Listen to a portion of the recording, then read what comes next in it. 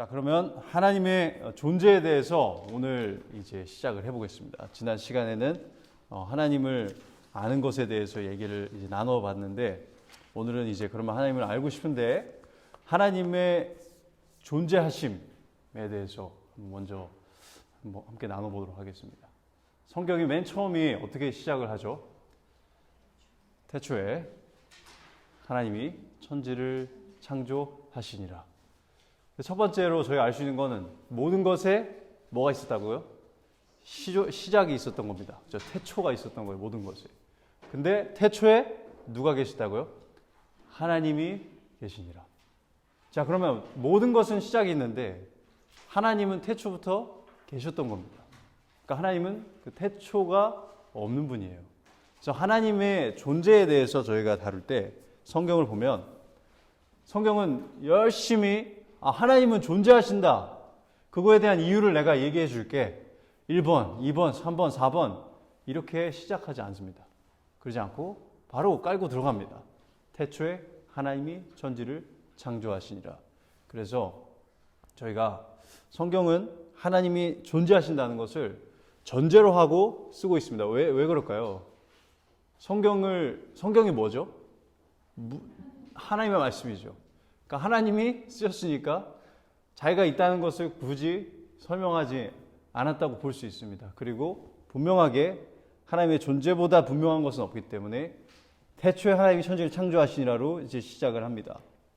자, 그런데 저희가 이제 하나님이 살아계심을 믿지 않는 사람들을 말하는 명칭이 있는데 그게 뭔지 아십니까? 불신자. 조금 더 이제 테크니컬하게 들어가면 뭐라고 하죠? 저도 이걸 한번 봐야지 기억이 날 거예요. 무신론자라고 그러죠. 무신론자라고 하는데, 자, 무신론자들과 이제 대화를 하기 위해서 이제 많은 기독교의 옹호자라고 한국어로 하는데 apologist들이 그들을 설득하기 위해서 사용하는 방법들이 좀 있습니다. 그래서 그들이 사용하는 그 방법들을 저희가 먼저 조금 살펴보고 이것이 저희가 사용할 수 있는 것인지, 아니면은 우리가 어떻게 그러니까 자연적인 이런 증명 방법에 한계가 있는지 없는지 좀 살펴보도록 할게요. 자, 제가 이번에는 좀 빈칸을 좀 만들었습니다. 그래서 좋지 않으시고 이렇게 쓰셔야 되니까. 자, 저희가 이렇게 건물에 오면 당연히 이걸 누군가가 디자인을 하고 만들었겠거니 하고 생각을 합니다. 그런 논리로 온 우주를 지은 사람이 있을 것이다 라고 생각하는 그 주장이 바로 목적론적 증명입니다. 목적론적. 네. 한국어는 적이 들어가면 다 어려워집니다. 근데 일단 써놓고 풀면 어렵지 않은데 적 이렇게 하면 어려워요. 목적론적 증명입니다. 그래서 저도 가끔씩 이렇게 사용해 본 적이 있는데, 저희가 하다못해 이런 핸드폰만 봐도 이거를 누가 만들지 않고 그냥 똥 하고 나타났을 거라고 생각하지 않듯이, 그 무엇보다도 정교하고 첨예하고 아주 기가 막히게 지어진 사람, 그리고 모든 자연들이 만든 사람 없이, 신 없이 존재할 수 없다라고 이제 논리적으로 생각을 하는 것입니다. 자, 두 번째 증명 방법은요.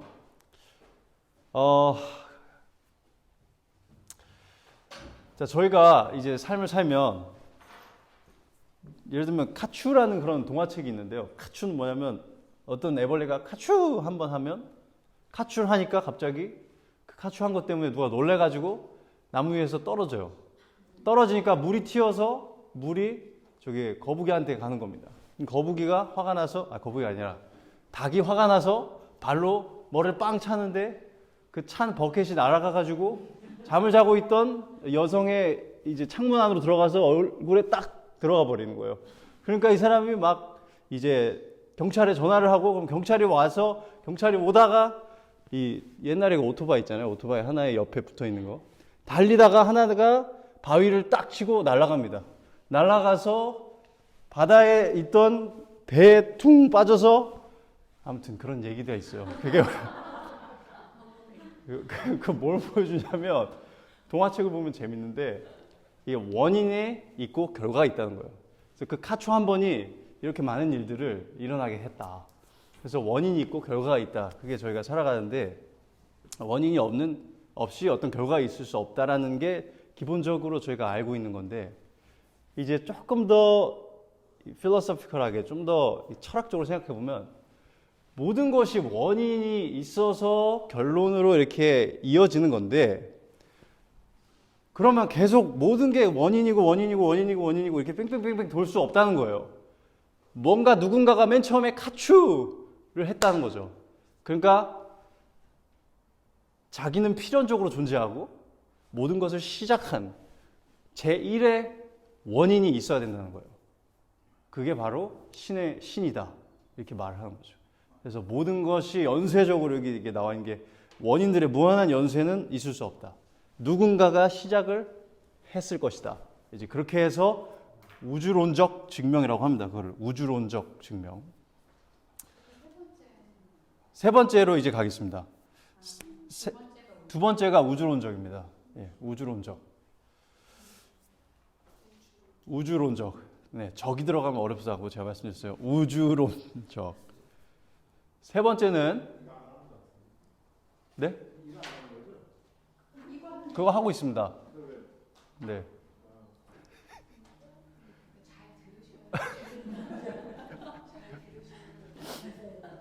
자, 첫 번째 목적론적 증명이고요.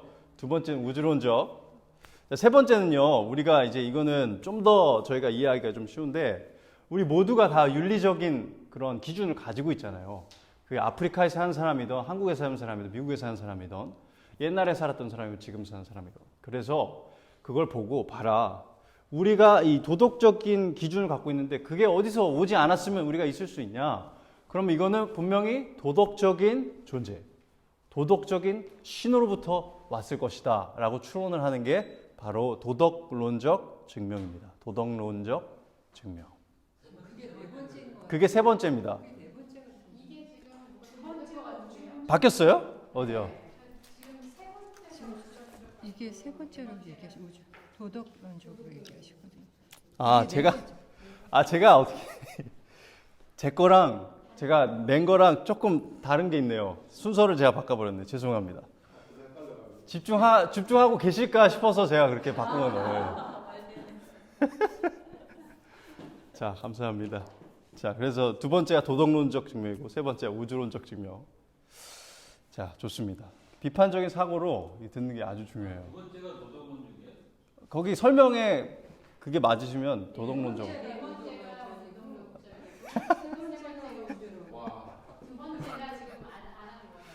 네, 감사합니다. 자, 그러면 두 번째 증명에 대해서 보겠습니다. 이게 좀 가장 어려워서 제가 처음엔 그렇게 해놨다가 맨 마지막으로 넣었거든요. 일부러 좀 이해하기가 어려워서. 여러분, 완전하다라는 개념을 그냥 생각해 보세요. 완전하다. 완전하면 모든 게 다 있어야 되잖아요. 그죠? 완전한 존재가 존재하지 않을 수 있을까요? 존재하지 않으면 그게 완전한 존재일까요?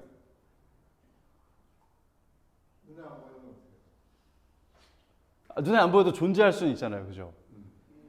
그러니까 이게 뭐냐면 하나님은 완전한 존재일 것이다. 완전한 존재라면 존재하지 않고서 있을 수 없다. 그렇기 때문에 하나님은 존재한다. 왜냐하면 하나님은 완전하니까. 근데 완전한 분은 존재하셔야만 하니까 그렇게 해서 하나님의 존재를 증명하는 거예요. 이해가 되시나요? 조금 말장난 같은데 계속 생각해보면 조금 납득은 됩니다. 그렇죠? 완전한 존재이기 때문에. 그래서 이건 존재론적 증명이라고 해요. 존재론적 증명.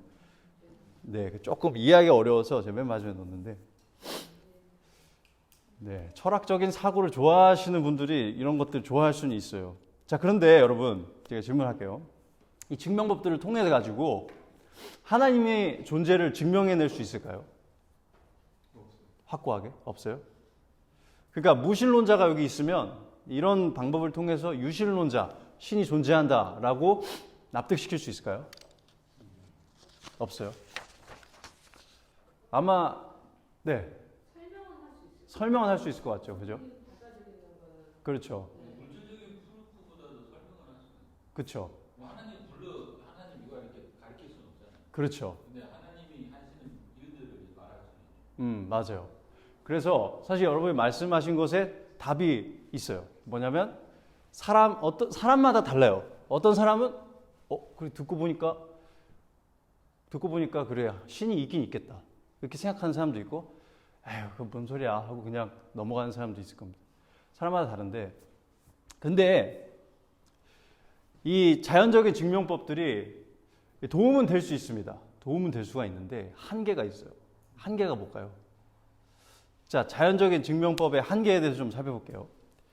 신이 존재한다라는 것이 논리적이지 않고 비이성적인 것이 아니라 논리적인 연계성이 있다라는 그것은 납득시킬 수 있어요. 그런데 이게 그 신이 뭐 이슬람의 알라인지 성경의 야훼인지 뭐 이제 과학자들이 생각하는 무한한 어떤 힘, 원동력 뭐 이런 건지 그거를 구분 지을 수가 없어요. 그래서 그거를 저기 빈칸에 저는 이렇게 파악하는 것을 도와주지 못한다고 이렇게 했거든요. 도대체 그 신이 있는 건 그러면 오케이 알겠는데 그 신이 누군지, 그렇죠? 그게 알라야 누구야 이거를 알 수가 없다는 거죠. 그걸 파악하는 것을 도와주지 못합니다. 자, 그리고 두 번째는요. 그러니까 하나님이 있다는데 어떤 하나님인지 모르는. 그렇죠. 그게 누군지 모르는 거죠. 뭐 그게 뭐 에릭 형제님일 수도 있는 거고. 그러니까 누구나 갖다 대면 그게 신이구나 이렇게 주장할 수 있다는 거죠. 두 번째로는요.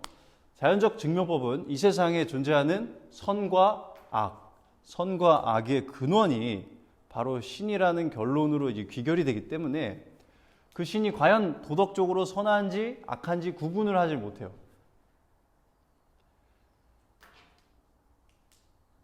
그러니까 하나님이 신이 존재하는데 신이 도덕적으로 선한지 악한지를 이 자연 환경만 보면, 사람들만 보면 알 수가 없다는 겁니다. 그렇죠? 세 번째로 자연적 증명법은 인간의 이성을 자극할 수는 있지만 그를 구원에 이르게 하는 믿음으로 인도할 수는 없습니다. 자, 그래서 우리가 신이 있다는 걸 믿는다고 해서 구원을 받는 건 아니에요. 그죠? 그리고 우리가 신이 존재한다는 것을 안다고 해서 성경의 하나님을 알게 되는 게 아닙니다. 자, 그렇다면 우리는 어떻게 이 존재하시는 신이 성경의 하나님이라는 것을 알 수 있을까요? 바로 믿음으로, 성경으로. 맞아요. 성경을 통해서, 성경을 믿음으로 그게 가능합니다. 그래서 저희가 성경론을 먼저 공부한 이유가 여기 있습니다. 성경의 권위는 누구로부터 나오죠? 하나님으로부터 나오지만 하나님을 알 수 있는 것은 무엇을 통해서 알 수 있죠? 성경을 통해서 알 수 없습니다. 자, 그래서 하나님에 대해서 알기 위해서는 성경이 이제 필수적이다라는 거, 그게 아주 중요합니다. 왜냐하면 성경만이 하나님에 대해서 정확하게 가르쳐 주기 때문입니다. 자, 그럼 이제 자연적 증명법을 보았으니까 성경적 증명을 좀 볼게요. 자, 성경은 사실은 몇 개를 증명으로 딱딱딱 내놓기에는 힘들어요. 왜냐하면 성경 전체가 하나님의 살아계심을 증거하기 때문이에요. 그렇지만 저희가 한 4개만 살펴보겠습니다. 첫 번째로요. 성경은 하나님이 영원하시다라고 단언하고 있습니다. 하나님은 영원하시다. 유명한 말씀이죠. 출애굽기 3장 13절 14절에서 하나님이 모세를 이스라엘 백성을 위해서 애굽 땅으로 보내는 때 장면입니다. 이렇게 모세가 이렇게 묻고 있습니다. 내가 이스라엘 자손에게 가서 이르기를 너희의 조상의 하나님이 나를 너희에게 보내셨다 하면 그들이 내게 묻기를 그 이름이 무엇이냐 하리니 내가 무엇이라고 그들에게 말하리까? 하나님이 모세에게 이르시되 나는 스스로 있는 자이니라. 거기에 이제 히브리어가 야훼입니다. 이게 야훼. 그리고 영어로는 I am who I am 이렇게 되어 있는데 또 이르시되 너는 이스라엘 자손에게 이같이 이르기를 스스로 있는 자가 나를 너희에게 보내셨다 하라. 자, 여기서 그 야훼라는 이 단어가요. 나는 있는 자다. 나는 스스로 있는 자다 이렇게 번역이 됐는데 그 이름에 대한 해석이 한 90개가 넘습니다. 90개가 넘는다는 건 그만큼 그 이름이 가지는 의미가 많고 다양하다는 겁니다. 자, 그러나 우리가 이 의미를 압축하면 세 가지로 이해를 할 수 있는데 그건 바로 하나님에게는 시작도 없고 끝도 없을 것이며 영원히 존재하실 것이라는 사실입니다. 그러니까 하나님은 영원한 존재라는 것입니다. 그래서 신명기서 33장도 나와 있죠. 영원하신 하나님이 너의 초소가 되시니 그의 영원하신 팔이 네 아래에 있도다. 그가 네 앞에서 대적을 쫓으시며 멸하라 하시도다. 자, 그래서 하나님이 영원한 존재라고 성경은 말합니다. 그럼 영원한 존재라면 존재하지 않을 수가 없겠죠. 그래서 저희가 하나님의 존재를 이렇게 증명할 수 있습니다. 첫 번째로. 두 번째로는요. 성경은 하나님은 한 분밖에 없다고 단언합니다. 하나님은 한 분밖에 없다고 단언합니다. 이사야서 44장 6절입니다.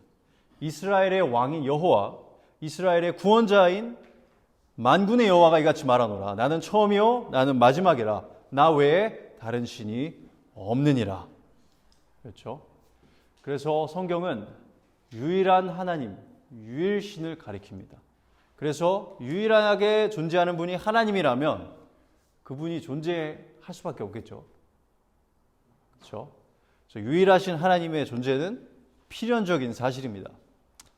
자, 세 번째로 성경은 하나님이 질문. 완전한 존재면은 한 사람 한 분밖에 없을 수가 없잖아요.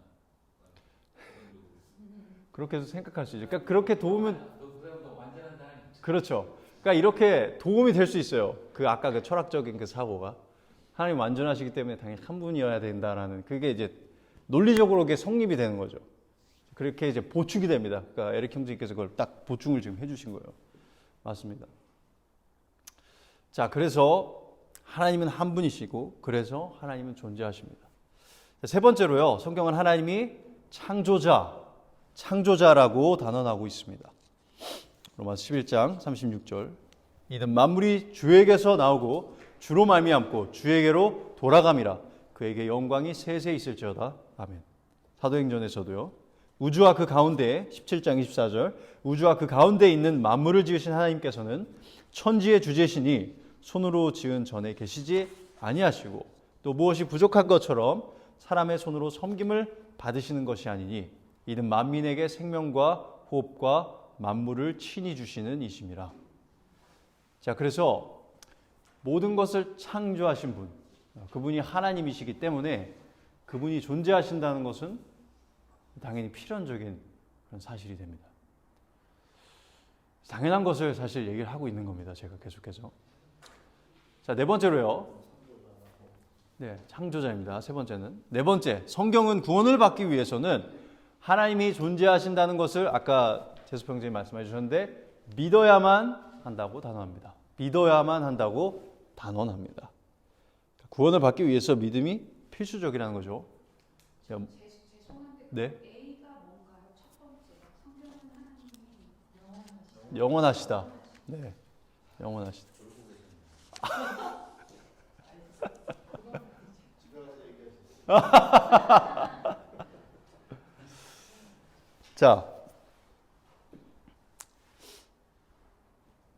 자, 네 번째로 돌아오겠습니다. 히브리서.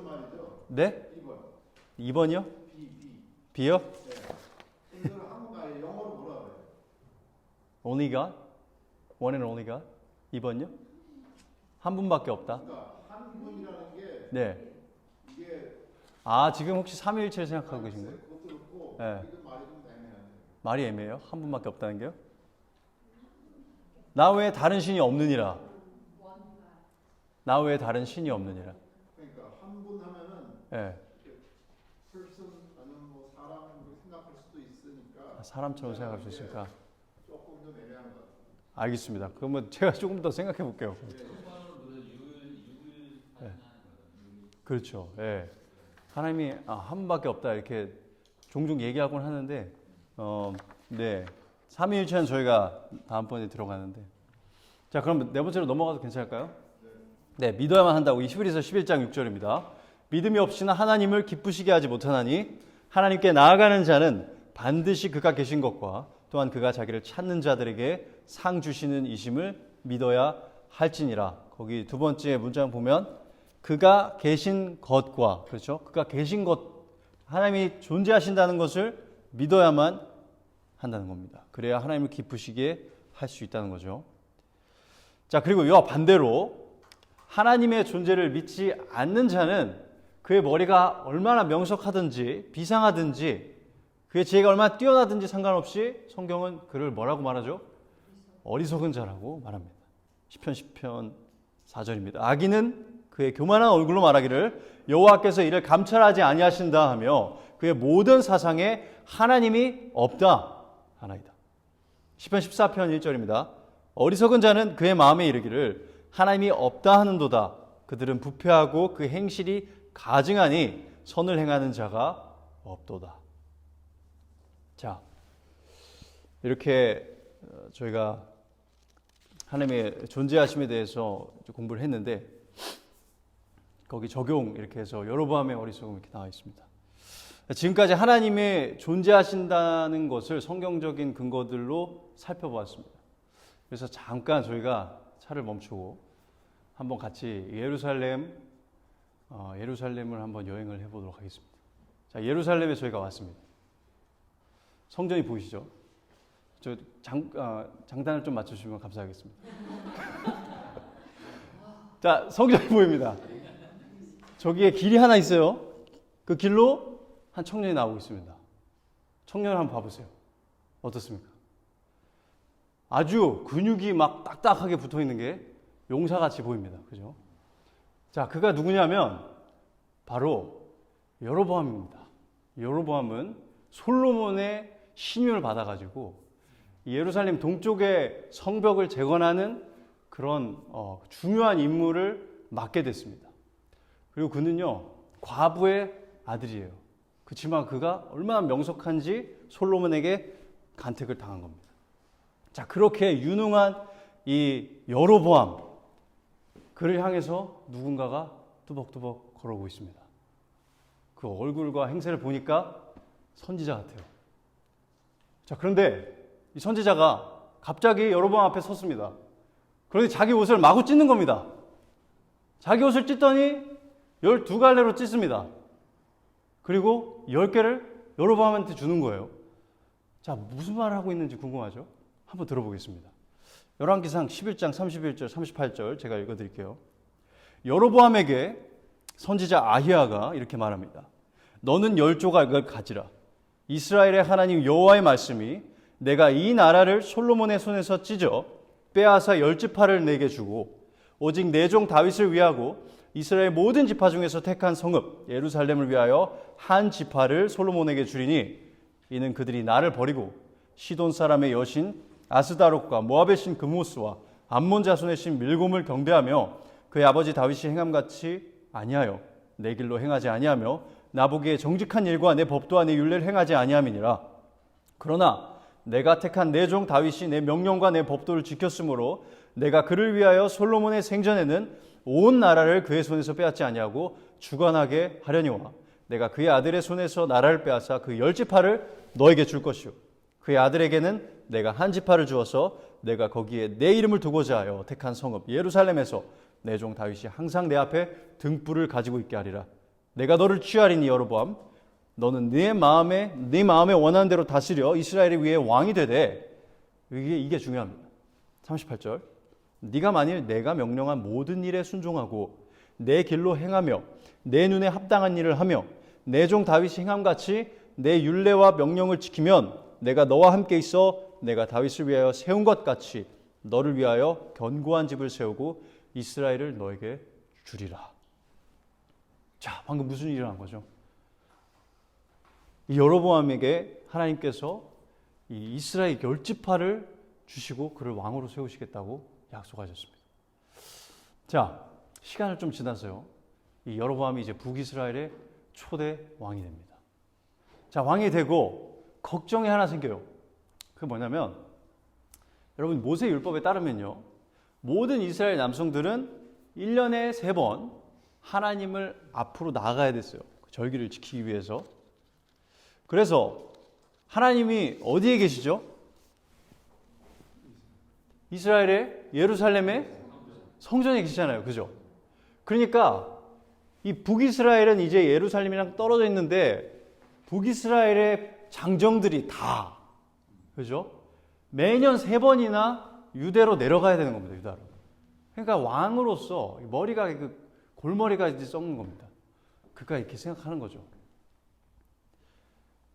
혹시라도 이 사람들이 가가지고, 그죠? 안 돌아오거나 돌아오는데 그 왕을 행가마찰 해가지고 와가지고는 나를 죽이고 내 나라를 빼앗지 않을까 걱정이 된 겁니다.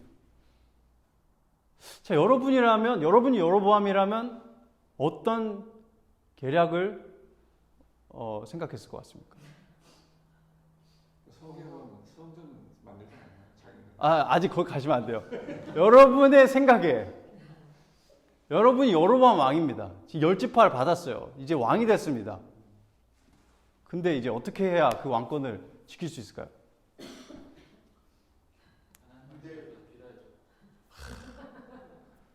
유대 왕을 없애요. 유대 왕을 없애요? 좋은 생각입니다. 한번 왕다운 계략을 한번 생각해 보세요. 왕다운 계략. 왕다운 통로를 막아요? 못 가게. 오케이. 통로를 막는다. 아니면 통로에다가 세금을 많이 매겨가지고 세금을 많이 매겨서 아주 비싸게. 오케이. 그럼 화가 나지 않을까요? 백성들이? 열지파에 예. 이제 그 제사장을 세워가지고 제사장을 세워서 제사장이 자기가 하나님이 초승한 왕이라는 걸 프로프할 수 있게 사람들을 브레인. 그럼 사람들은 그냥 계속 1년에 3번 내려가도록 놔두고 아니 그건 안 하면 그거를 근데 1단계로 그렇게 하면서 1단계로 그렇게 하면서 하나님의 촛대가 이제 좀 바뀌었다. 자, 좀 이렇게 설득하면서 오케이. 그런데 3번씩 내려가는 건 어떡하죠? 그러니까 그렇게 해서 우리가 성전을 만들 수 있다. 아, 성전을 만들자. 오케이. 아주 왕답게 생각을 해주셔서 감사합니다. 제가 아들한테 물어보니까 아빠 저는 유다를 살래요. 그러더라고요. 예루살렘 사겠다고. 와, 돈으로 안 되는 게 없죠. 뭐. 자, 이렇게 여로보암이 고민을 했는데 왕답게 생각을 했습니다. 그래서 여로보암이 아까 제수평제님이 말씀을 하셨는데 어떻게 생각을 했을까요? 그는 이렇게 합니다. 열왕기상 12장 28절 29절입니다. 이에 계획하고 2 금송아지를 만들고 무리에게 말하기를 너희가 다시는 예루살렘에 올라갈 것이 없도다. 이스라엘아 이는 너희를 애굽 땅에서 인도하여 올린 너희의 신들이라 하고 하나는 베델에 두고 하나는 단에 둔지라. 자, 베델과 단에 이 금 송아지 상을 만들고 이게 너희를 인도한 여호와다. 이렇게 합니다. 그러니까 1년에 3번 예루살렘에 가지 않고 어디 가면 돼요? 여기 단이랑 여기 베델에 가면 되게 만든 겁니다. 그러니까 이제 마음이 놓이는 거죠. 아, 그래. 이제 내 백성들이 이 유대로 내려가지 않으니까 내가 좀 안심해도 되겠구나. 그렇게 생각을 합니다. 자, 제가 왜 하나님의 존재에 대해서 설명을 하다가 여로보암의 이야기를 드렸을까요? 자, 하나님의 존재하심을 여로보암은 알았습니다. 그렇죠? 근데 하나님의 존재하심을 마치 잊은 사람처럼 생각하고 계획하고 결심하고 결정한 그런 예가 바로 여로보암의 예입니다. 그의 마음에 이르기를 하나님은 없다 하는 사람이 바로 어리석은 사람이라는 것을 시편 4절과 14편 1절을 통해서 배웠죠. 여로보암은 지금 여기 저희가 아까 생각했던 것처럼 그는 뛰어난 지략가고 부지런한 리더였습니다. 하지만 그는 그의 마음에 이르기를 하나님은 없다라고 얘기했습니다. 그걸 어떻게 할 수 있을까요? 왜냐하면 그의 생각에서부터 그의 결정에 이르기까지 그의 생각과 결정에는 하나님의 말씀이 없었습니다. 하나님의 말씀이 없었습니다. 저희가 하나님의 말씀 아까 읽어봤었죠. 제가 제일 중요하다고 하고 읽었던 말씀 기억하시나요? 아히야가 여로보암에게 뭐라고 했죠? 네가 그렇죠. 그러면 내가 너의 왕위를 탄탄하게 해준다고 약속했습니다. 그러니까 왕답게 생각해서 오히려 문제가 된 겁니다. 왕다운 생각에 하나님의 말씀을 생각하는 게 빠졌기 때문이에요. 자, 그렇게 그가 하나님의 말씀을 무시한 채 죄를 집니다. 우상을 만들어 버려요. 그러면서 하나님께서는 그에게 분노하시고 그와 그의 모든 자녀들이 세 번째 왕이었던 바아사라는 왕을 사용하셔서 이 지상에서 그냥 쓸어버리십니다. 그의 자손은 더 이상 남아있지 않아요. 자, 여로보암은 이스라엘의 굳건한 왕으로 자리 잡을 기회가 있었습니다. 근데 그가 정말 단순한 것을 했다면 그렇게 할 수 있었을 겁니다. 바로 하나님의 명령을 지키는 겁니다. 너무 단순하죠. 왕으로서 나라를 굳건하게 가지기 위해서, 그 왕권을 장악하기 위해서 방법이 그거밖에 안 된다. 하지만 그것이 그가 택해야 됐을 방법이었습니다. 왜? 하나님이 존재하시기 때문입니다. 하나님이 존재하시기 때문에. 그러나 그의 결정은 어리석은 결정이었고 그거에 따른 결과를 그는 마주해야만 했습니다. 자, 그리고 저희도요, 하나님의 존재를 믿어요. 그렇죠? 그래서 여기 와 있습니다. 하지만 저희가 솔직하게 삶을 돌아보면 하나님이 살아계신다고 하지만, 그렇게 믿는다고 하지만 하나님의 말씀, 하나님의 약속의 말씀을 알면서도 어떻게 하나요? 눈에 보이는 거, 귀에 들리는 거에 완전히 매료가 돼서 거기에 장악이 되어서 하나님의 살아계심은 잊은 채 생각하고 결정합니다. 중대한 결정일수록 그렇게 할 때가 많은 것 같아요. 작은 결정도 그렇고. 자, 저희가 그렇게 결정을 하면 그 결정이 어떤 결정일까요? 지혜로운 결정일까요? 아니에요. 얼마나 많은 생각을 했든지 관계없이 우리가 하나님을 생각하지 않고 하나님의 말씀, 하나님의 약속의 말씀을 생각하지 않고 삶의 결정들을 내리게 된다면 우리는 어리석은 결정을 내리게 되어 있습니다. 그리고 그거에 따른 결과를 저희가 마주하겠죠. 그래서 저희는 이스라엘 백성에게 하나님께서 계속해서 하나님을 기억하라라고 명령하신 것을 볼 수 있습니다. 두 가지만 살펴보면요. 역대상 16장 12절 13절입니다. 그의 종 이스라엘의 후손 곧 택하신 야곱의 자손 너희는 그의 행하신 기사와 그의 이적과 그의 입의 법도를 기억할지어다. 기억하는 게 왜 중요합니까? 눈에 보이는 것에 저희가 계속 매료가 돼서 하나님을 잊기가 너무 쉽기 때문에 그렇습니다. 그래서 이스라엘 백성은 계속 하나님을 기억해야 했습니다. 이스라엘 백성들이 나라를 잃고 다시 예루살렘을 재건할 때에 산발랏이라는 사마리아의 리더와 사마리아 사람들이 그들을 괴롭혔어요. 그들을 죽이려고 했습니다. 그리고 그들은 재건을 하면서 너무 힘이 빠지고 그리고 포기하고 싶었습니다. 그때 느헤미야가 4장 14절에 이렇게 외치는 겁니다. 너희는 그들을 두려워하지 말고 지극히 크시고 두려우신 주를 기억하고 너희 형제와 자녀와 아내와 집을 위하여 싸우라 하였느니라. 자, 그래서 하나님의 존재하심, 이 지식으로만 갖고 있으면 안 됩니다. 우리가 하루하루 살아갈 때에, 우리가 생각하고 결정할 때에 하나님의 살아계심을 생각하고 그분의 말씀에 따라서 우리가 결정을 내려야 된다는 겁니다. 그렇게 할 때에 우리가 하나님께서 기뻐하시는 그런 지혜로운 삶을 살아갈 수 있고 하나님을 기쁘시게 하는 삶을 살 수가 있는 것입니다. 그리고 그걸 위해서는요, 뭐가 필요하다고요? 계속 기억하는 게 필요합니다. 그래서 여러분이 우리가 매주 이렇게 모이는 겁니다. 기억하기 위해서 하나님을. 우리가 함께 같이 믿는 사람들끼리 왜 만납니까? 서로 하나님을 기억하게 해주기 위해서입니다. 네. 삶이 힘들지, 어렵지, 근데 하나님이 있잖아. 하나님 말씀이 있잖아. 하나님 약속 기억하자. 그렇게 하기 위해서 우리 함께 모이는 거고, 그렇게 하기 위해서, 기억하기 위해서 말씀 보는 겁니다. 그게 그렇게 중요하기 때문입니다. 자, 그러면 이제 하나님의 존재에 대해서 살펴보았고, 하나님을 이제 기억해야 되겠다라는 생각을 하면서 하나님의 이름에 대해서 좀 살펴보도록 하겠습니다. 자, 하나님의 이름을 공부하는 이유는 그 이름들이 하나님의 속성들을 보여주는, 성품들을 보여주는 그런 창문의 역할을 하기 때문입니다. 자, 혹시 지금까지는 질문이 있으면 언제든 손 들어주시면 됩니다. 자, 그러면 오늘은 하나님의 이름에 대해서 좀 살펴보고요. 그 다음에 다음 시간에는 하나님의 성품에 대해서 이제 살펴보는 시간을 가지도록 하겠습니다.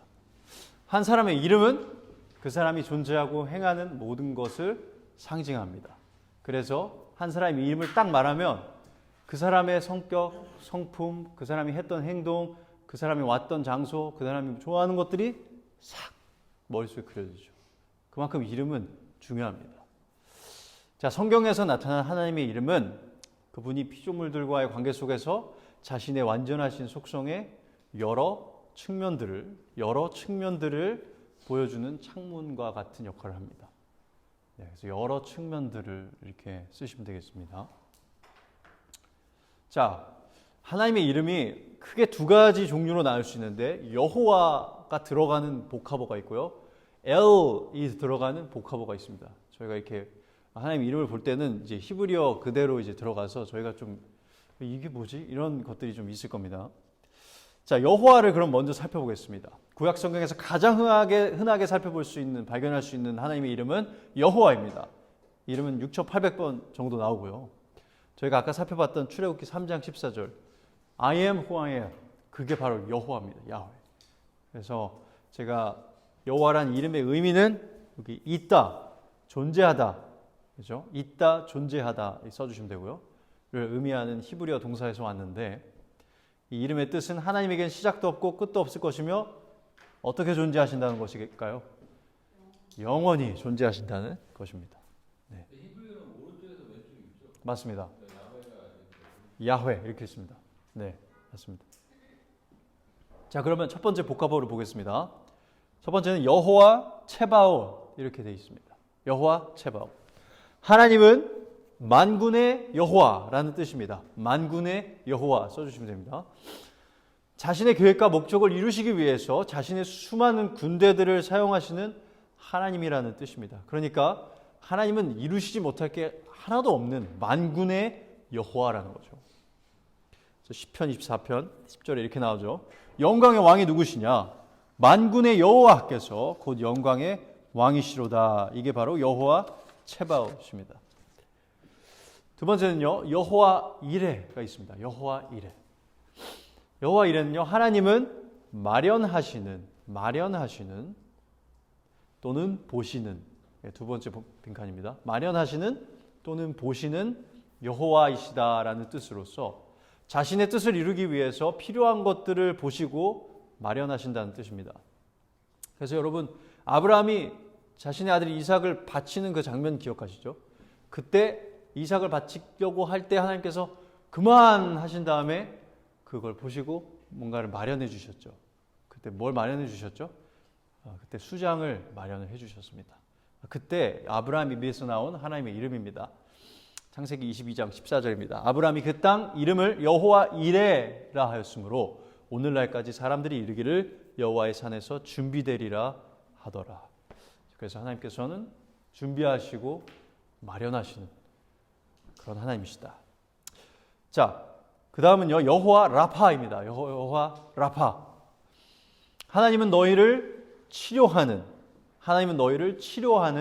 여호와라는 뜻으로요. 하나님께서는 이스라엘을 애굽에 내린 질병들로부터 보호할 것임을 약속하실 때 사용된 이름입니다. 이것은 하나님께서 자신의 백성들을 불쌍히 여기시고 인애로 어질고 자비롭게 인도하신다는 것을 내포하고 있습니다. 여호와 라파. 그리고 또 치료하는 여호와. 이제 질병과 관련이 있지만 저희가 이 땅에서 신약 시대에 사는 저희는 하나님께서 저희의 질병을 치료해 주실 수도 있고 안 해 주실 수도 있습니다. 그러나 여러분 기억하십시오. 하나님께서 우리 모두에게 새 부활의 몸을 주실 겁니다. 그럼 그때는 완벽한 치료가 일어나게 돼 있어요. 아픔도 없고요. 고통도 없을 겁니다. 질병도 없을 겁니다. 그래서 여호와께서는 궁극적인 치료자이십니다. 자, 그리고 여호와 니시. 하나님은 깃발이신 여호와라는 뜻입니다. 깃발. 깃발은 어떨 때 쓰나요? 승리했을 때 깃발을 딱 꽂잖아요. 바로 그 뜻입니다. 하나님께서 자신의 백성을 승리로 이끄시는 하나님이시다라는 뜻을 내포하고 있습니다. 그래서 출애굽기 17장 15절 16절 보면요. 모세가 제단을 쌓고 그 이름을 여호와 니시라고 하고 이르되 여호와께서 맹세하시기를 여호와가 아말렉과 더불어 대대로 싸우리라 하셨다 하였더라. 여호와 니시, 하나님은 깃발이신 여호와라는 뜻입니다. 자, 그 다음은 여호와 메카디시켐. 여호와 메카디시켐. 하나님은 자기 백성을 거룩하게 하시는 여호와라는 뜻입니다. 거룩하게 하시는 여호와. 그래서 자기 백성을 죄와 이방 민족들로부터 거룩하게 구별하셔서 그에게 순종하게 하실 것임을 내포합니다. 출애굽기 31장 13절에 너는 이스라엘 자손에게 말하여 이르기를 너희는 나의 안식일을 지키라. 이는 나와 너희 사이의 대대의 표징이니 나는 너희를 거룩하게 하는 여호와인 줄을 너희가 알게 함이라. 그래서 여호와 메카디시켐입니다. 거룩하게 하신 여호와. 자, 숨 한번 쉬고요. 그 다음은 저희가 잘 아는 거죠. 많이 들어본 여호와 샬롬. 샬롬. 하나님은 평화이신 여호와라는 뜻입니다. 평화이신 여호와. 하나님 평화이신 여호와라는 뜻으로 그의 백성을 평화로운 땅으로 인도하실 것임을 내포하고 있습니다. 사사기 6장 24절 기드온이 여호와를 위하여 거기에 제단을 쌓고 그것을 여호와 샬롬이라 하였더라. 그것이 오늘까지 아비에셀 사람에게 속한 오브라에 있더라. 그래서 이스라엘 사람들은 이 하나님께서 주신 땅으로 가는 게 샬롬이었습니다. 거기에서의 그 평화. 자, 우리에게도 이제 샬롬이 있죠. 그렇죠? 우리 하나님께서 저에게 약속하신 영원한 천국이 저희의 샬롬입니다.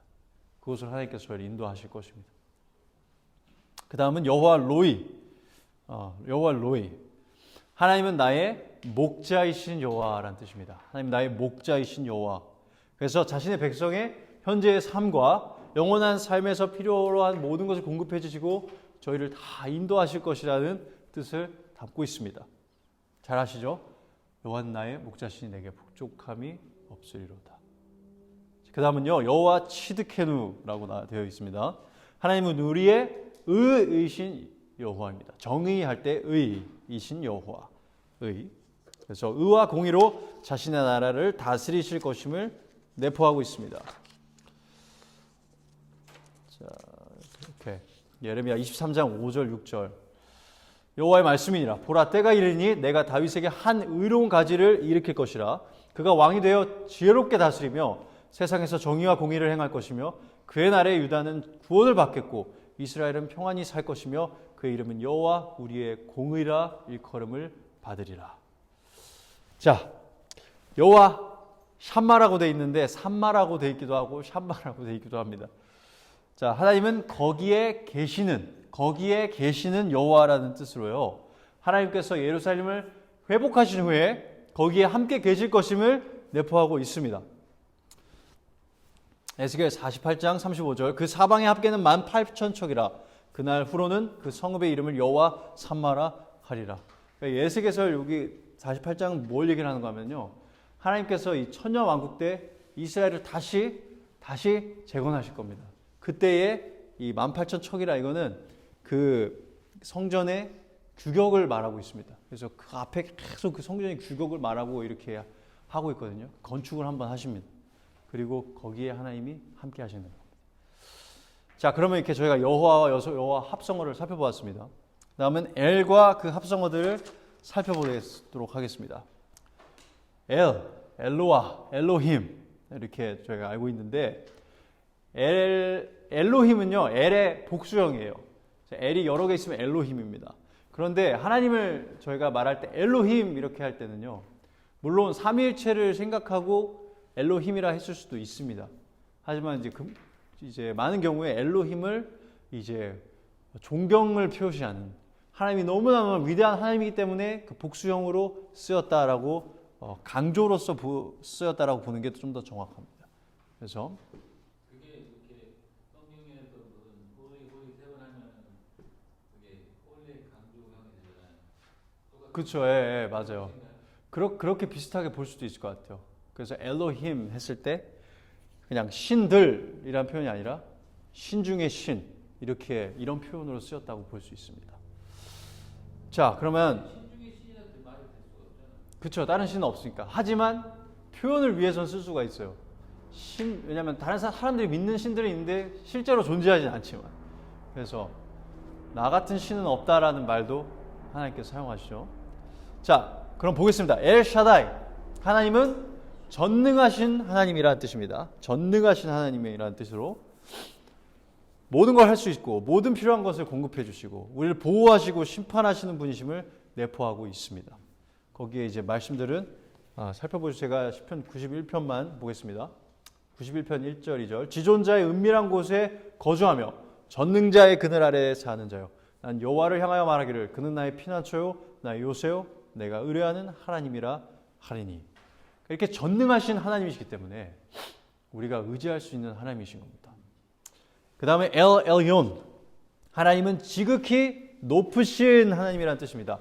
지극히 높으신이라는 뜻으로서요 최고의 주권을 가지신 분임을 뜻하고 말하고 있습니다. 다니엘서 3장 26절에 보면 그 당시 최고의 권위자 누구죠? 느부갓네살 왕이 하나님에 대해서 이렇게 말합니다. 그가 맹렬히 타는 풀무불 아기 가까이 가서 불러 이르되 지극히 높으신 하나님의 종 사드락 메삭 아벳느고야 나와서 이리로 오라 하며 사드락과 메삭과 아벳느고가 불 가운데서 나온지라. 그래서 느부갓네살 왕도 본 겁니다. 너희의 신이 진짜 지극히 높으신 여호와 하나님이시다라고 얘기를 한 거죠. 그 다음에 엘올람은 하나님은 영원하신 하나님이시다라는 뜻입니다. 그래서 영원하신 하나님이시다라고 쓰시면 되겠습니다. 저희가 살펴봤으니까 넘어갈게요. 그 다음에 엘하이라는 뜻은요. 하나님은 살아계신 하나님이시다. 하나님은 살아계신 하나님이시다라는 뜻으로 하나님은 모든 생명의 원천이 되시고 살아계신 분으로서 자신의 권위를 행사하시는 분이라는 뜻입니다. 그래서 여호수아 3장 10절에 이렇게 말하고 있죠. 또 말하되 살아계신 하나님이 너희 가운데 계시사 가나안 족속과 헷 족속과 휘 족속과 브리스 족속과 기르가스 족속과 아모리 족속과 여부스 족속을 너희 앞에서 반드시 쫓아내실 것을 너희가 알리라. 살아계신 분이시기 때문에 그의 약속을 분명히 이행하시고 그의 힘은 이스라엘뿐만 아니라 모든 민족에까지 미친다는 것을 보여주고 있습니다. 자, 거의 다 끝났습니다. 세 개만 보면 됩니다. 아도나이는 주라는 뜻입니다. 하나님 외에 권위자에게도 부여되지만 하나님에게 쓰여졌을 때는 최고의 주권과 궁극적인 권위를 소유하고 계신다는 뜻을 가지고 있습니다. 그래서 여호와 우리 주여, 주의 이름이 온 땅에 어찌 그리 아름다운지요, 주의 영광이 하늘을 덮었나이다 할 때 주라는 표현이 계속 쓰였죠. 자, 그 다음에 추르는 반석이라는 뜻인데요. 난공불락의 힘을 가지고 계시며 온전히 신뢰할 수 있는 분이라는 사실을 뜻하는 이름입니다. 반석. 자, 사무엘하 22장 3절에 내가 피할 나의 반석의 하나님이시오, 나의 방패시오, 나의 구원의 뿌리시오, 나의 높은 망대시오, 그에게 피할 나의 피난처시오, 나의 구원자시라, 나를 폭력에서 구원하셨도다. 그래서 여러분, 하나님이 우리 반석이기 때문에 정말 저희가 안전한 겁니다. 그분을 신뢰할 때. 그리고 마지막 아브. 이건 뭘까요? 하나님은 아브가 뭘까요? 아버지다라는 뜻으로, 구약에서는 이스라엘의 아버지라는 뜻으로, 그리고 신약에서는 더 확장돼서 모든 믿는 자들의 아버지라고 사용되고 있습니다. 그렇죠? 아빠. 이 아바라는 거하고 말하고 연관성이 있습니까? 아바 아버지요? 저희가 아버지 찬양하는 거기 아바 말씀하시는 거예요? 예수님도 아바라고 불렀고. 그렇죠, 맞아요, 맞아요. 이게 그 같은. 그렇죠, 네, 아브가 어떻게 저희가 발음을 받아 쓰느냐에 따라 좀 달라질 수 있는 것 같은데 아바, 아버지라는 뜻입니다. 자, 그래서 하나님은 아버지시고 우리는 다 그의 피조물이라는 거. 그리고 믿는 자들은 어떻습니까? 우리가 그분을 아버지라고 부를 수 있는 그런 권세를 주셨다고 했습니다. 그래서 우리 하나님의 이름들을 이렇게 살펴봤는데요. 하나님의 이름들은 우리에게 하나님의 속성의 다양한 면을 생각하고 기억하게 해줍니다. 자, 우리의 가족이나 믿음의 형제자매, 친구들을 지속적으로 만나면서 그들을 알아가는 것처럼 우리는 하나님을 계속 기억하고 그분을 알아가는 삶을 살아야지 마땅합니다. 그래야 우리가 하나님을 계속 기억하게 되고, 그래야 우리가 하나님을 더 사랑하게 되고, 그래야 우리가 더 하나님을 기쁘시게 하는 삶을 살아갈 수 있는 겁니다.